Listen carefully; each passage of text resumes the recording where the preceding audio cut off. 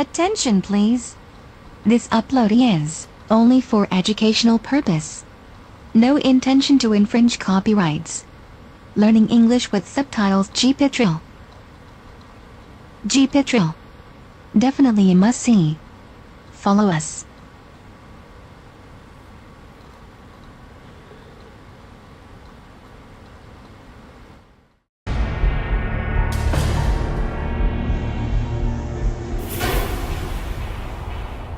For hundreds of years in the Ozarks, near the rural town of Hornet, Missouri, close to the border with Oklahoma, people have reported a mysterious but unexplainable ball of light in the sky. In May of 2009, Debbie Miller persuaded her friend Julie Carver to search for the spook light. The adventure was just what Julie needed. After nearly a decade fighting a debilitating disease, Julie was rarely venturing from home. And she may have stayed a shut-in, if not for her oldest friend. I was bedridden for a long time and didn't get out. Debbie was always calling, and she was a big part of, let's go do this. Hey. You've got to make up some time here. On a warm spring day, Debbie, Julie, and Julie's daughter set out into the Ozark countryside. It was kind of confusing how to get there because it's a lot of back roads and winding roads, and we had gotten lost. And we were on one of the back roads. And as it got darker, the woods kind of took on a life of their own. And there was a pack of dogs. There had to have been at least 6, 7, maybe more dogs.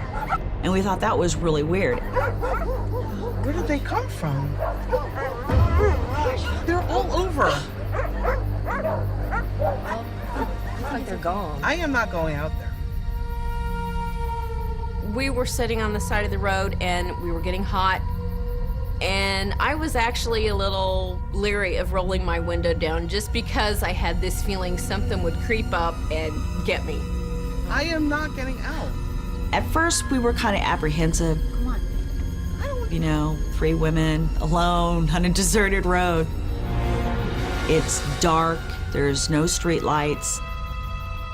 And it's just, it sends the hairs on the back of your neck standing up.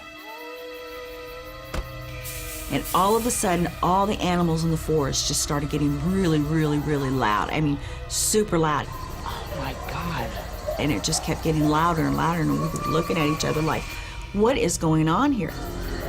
Just when the sounds that night were getting strange, what appeared before their eyes was even stranger. There were thousands of fireflies flying all around. It was the most unusual thing. It looked like a curtain of lightning bugs. I said, look at all these fireflies. I've never seen so many. They were lined down the road. They'd come all this way, but would the spook light make an appearance?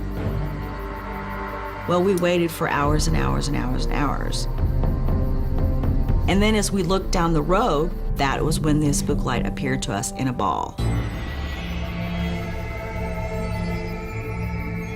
Oh my gosh, there's the spook light. Debbie's like, that's it. Oh my gosh. To see this ball of light and watch it dance, it's exciting, it's exhilarating, your heart is pumping really fast. And you never can get close enough to the spook light to really see what it really is.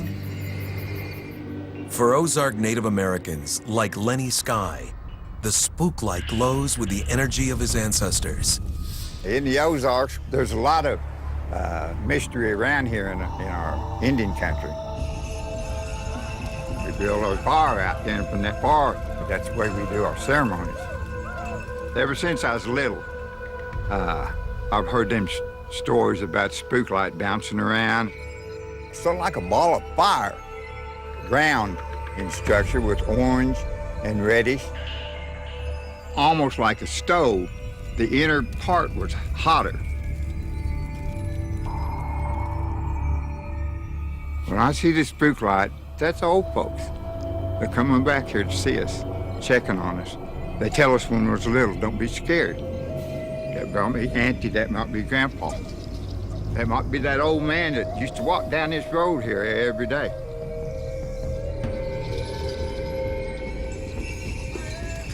But they used to sit around them fires at night when we didn't have TV. That's what them old folks would tell us. Maybe they was lying to us. I don't think they were.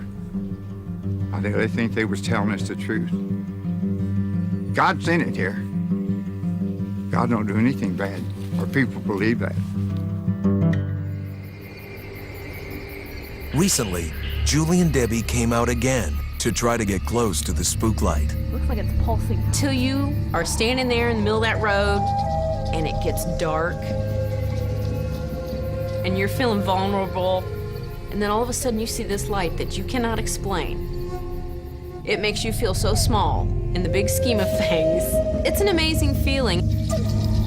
I want the world to know that the spook light is not a spoof.